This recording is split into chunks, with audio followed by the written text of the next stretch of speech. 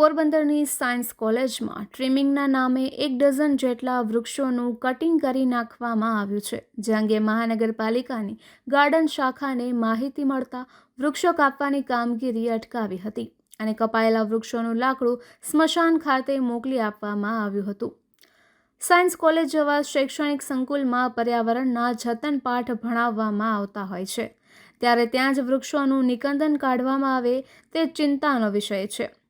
વાત છે પોરબંદરમાં ટ્રસ્ટીઓની ઘોર બેદરકારીને કારણે જર્જરિત હાલતમાં ફેરવાયેલ એક સમયની જાજરમાન કોલેજ એમડી સાયન્સ કોલેજની. આ ગૌરવવંતી કોલેજનું સીલ મહાનગરપાલિકા દ્વારા હાલ સમારકામ માટે ખોલી આપવામાં આવ્યું છે, ત્યારે અહીં કોલેજના પટાંગણમાં આવેલ વર્ષો જૂના અને ઘટાદાર વૃક્ષોનું નિકંદન કાઢવામાં આવ્યું છે. આ વૃક્ષો માત્ર કેમ્પસની શોભા જ નહોતા, પરંતુ અનેક પક્ષીઓ માટે આશ્રય સ્થાન પણ હતા. કટિંગ કરનાર શખ્સને પૂછતા આ કટિંગ કામગીરી કોલેજના ટ્રસ્ટીના કહેવાથી થતી હોવાનું જણાવ્યું હતું. કામ તમારું જ આખું આ બધું? એટલે તમને શું સૂચના આપી તમને આમાં? આ નડતર રૂપી છે ને એ કાપવાના છે. ઝાડવા આખા એટલે બધા આખા નથી કાપવાના. તો વિચાર રાખી દો, રાખીને ડાયરું હમણાં કાપતા હતા. તમને ડાયરો નહીં, આજ આખા ઝાડવા કાપ્યા એ તમને કીધું હતું આખા ઝાડવા કાપવાનું? હા, એ મેડમે કીધું. આખા ઝાડવા કાપવાનું કીધું? આ કીધા હતા. મૂળમાંથી કાઢી નાખવાનું કીધું, કાપી નાખવાનું કીધું તમને? એ આવે મેડમે કીધું.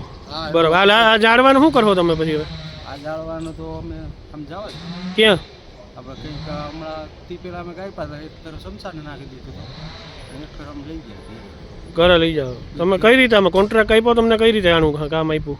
આ મેડમે કીધું કે આ ઝાડવા છે ને હા, આને સફાઈ કરી નાખવાની, હા, અને આને કાપી નાખવાનું અને લઈ જાજો લાકડા ઢગલા કરી દેવાના. હા. આ મામલે સ્થળ પર રહેલ ટ્રસ્ટીને પૂછતા તેઓએ એવું જણાવ્યું હતું કે તેમણે માત્ર ડાળીઓ કાપવાની સૂચના આપી હોવાનું જણાવ્યું હતું અને તે અંગે કોઈ પાસે પરવાનગી લીધી ન હોવાનું પણ કબૂલ્યું હતું. ત્યારબાદ તેઓએ અહીં સાપ નીકળતા હોવાથી વિદ્યાર્થીઓની સુરક્ષા માટે અને સ્ટેજ બનાવવા કેટલાક વૃક્ષો કાપવા સૂચના આપી હોવાનું જણાવ્યું હતું અને હવે પછી વૃક્ષો કાપવામાં નહીં આવે તેવી ખાતરી પણ આપી હતી.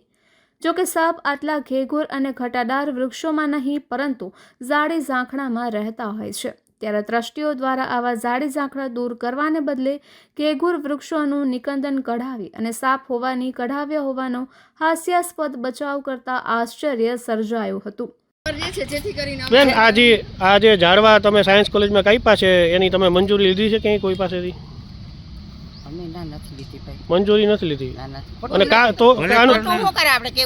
નહીં, એટલે આનું તોડવાનું ઝાડવા કાપવાનું કારણ શું? મૂળમાંથી અમુક ઝાડવા કાઢી નાખ્યા છે. એમાં જનાવર બહુ હતા એટલે કાપી નાખ્યા. બરાબર, જનાવર વધી ગયા એટલે મૂળમાંથી કાપી નાખ્યા ઝાડવા. ભાઈ હવે કેન્ટીન ને શરૂ કરવાની છે, છોકરા નડતર રૂપ થતું છે એટલે કાપી નાખ્યા. કુવામાં વડલો થઈ ગયો છે, કુવાનું પાણી આ મંદિર વાળા છે અહીંયા કચરો નાખે છે. નહીં, આમાં ઓટલા ઉપર જે વૃક્ષો હતા વર્ષો જૂના, જ્યાં ઓટલા ઉપર ત્યાં કોઈને નડતર રૂપ નતા, છતાંય કાપ્યા છે. એ તો રિનોવેશન કરાવવું છે એટલે વૃક્ષો રાખીને, હા, વૃક્ષો રાખીને રિનોવેશન કરવાનું હોય ને. પણ આટલા જનાવર કેટલા, આ ભાઈ કેટલા નીકળ્યા? 2 હરફ નીકળ્યા ને પૂછી જુઓ તમે. એમાં રહેતા હતા હરફ કે નીકળ્યા? હજી તમને દર બતાવું. છોકરા આવે અને કહીએ એનો અર્થ તો કઈ નથી ને ભાઈ. આ અંગેની માહિતી મળતા મહાનગરપાલિકાના ગાર્ડન વિભાગના નિલેશભાઈ કિશોર અને સ્ટાફ તુરંત દોડી ગયા હતા અને જઈને જોતા અહીં 1 ડઝનથી વધુ વૃક્ષોનું કટિંગ કરવામાં આવ્યું હોવાનું નજરે ચડ્યું હતું. આથી આ ગાર્ડન શાખા દ્વારા વૃક્ષોનું નિકંદન થતું અટકાવ્યું હતું અને વૃક્ષોનું એકત્ર થયેલ લાકડું પણ સ્મશાન ખાતે મોકલી દેવા જણાવ્યું હતું. જોકે અગાઉ 2 બોલેરો વાહન ભરેલ લાકડા તો ત્યાંથી વૃક્ષોનું કટિંગ કર્યા બાદ લઈ જવામાં આવ્યા હોવાનું જાણવા મળે છે. નમસ્તે, નિલેશભાઈ કિશોર.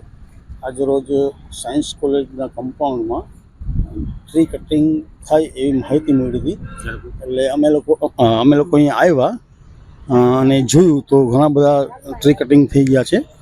અને અહીંયા આવીને અમે રમાબેન જે રાઈટર છે અહીંયાના ટ્રસ્ટી એમને મળી, એમની સાથે વાત કરેલ છે. એટલે કે અમને આઈડિયા નહોતો કોઈ જાતનો કે અમે તો અહીંયા કામ કરાવવું છે એટલે અમે આવું કરીએ છીએ. એટલે એ સમજી ગયા અને પછી એને અત્યારે જે ટ્રી કટિંગનું કામ ચાલુ હતું એ બંધ કરેલ છે. અને જે કટિંગના જે ઝાડના જે ડાળીઓ હતી એ સ્મશાને એ લોકોએ અત્યારે રવાના કરેલ છે. અને હવે પછી એ કીધું કે અમે નહીં કરીએ, કાંઈ પણ કરશું તો નગરપાલિકાની પરમિશન વિના અમે કંઈ પણ કામ નહીં કરીએ એવી અમને ખાતરી આપેલ છે આજરોજ.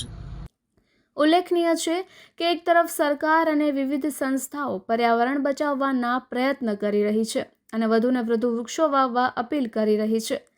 બીજી તરફ કોલેજના શિક્ષિત ટ્રસ્ટીઓ માથે રહીને વર્ષો જૂના અને ઘેઘૂર ઘટાદાર વૃક્ષોનું નિકંદન કઢાવતા હતા, જેને લઈને પર્યાવરણ પ્રેમીઓમાં ભારે આક્રોશ જોવા મળી રહ્યો છે.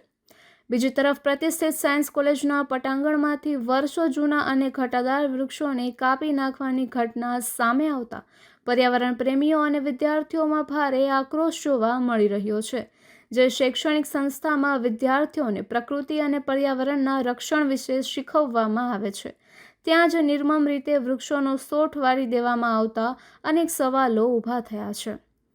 પ્રતિષ્ઠિત સાયન્સ કોલેજના પટાંગણમાંથી વર્ષો જૂના અને ઘટાદાર વૃક્ષોને કાપી નાખવાની ઘટના સામે આવતા પર્યાવરણ પ્રેમીઓ અને વિદ્યાર્થીઓમાં ભારે આક્રોશ જોવા મળે છે. જે શૈક્ષણિક સંસ્થાઓમાં પ્રકૃતિ અને પર્યાવરણના રક્ષણ વિશે શીખવવામાં આવે છે, ત્યાં જ નિર્મમ રીતે વૃક્ષોનો સોઠ વારી દેવામાં આવતા અનેક સવાલો ઊભા થયા છે. લોકો માંગ કરી રહ્યા છે કે આ બાબતે જવાબદાર વ્યક્તિઓ સામે કડક કાર્યવાહી કરવામાં આવે અને કાપવામાં આવેલા વૃક્ષોની જગ્યાએ બમણા વૃક્ષો વાવવામાં આવે.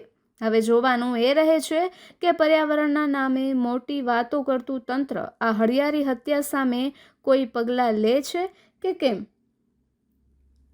નિપુલ પોપટ, પોરબંદર ટાઈમ્સ.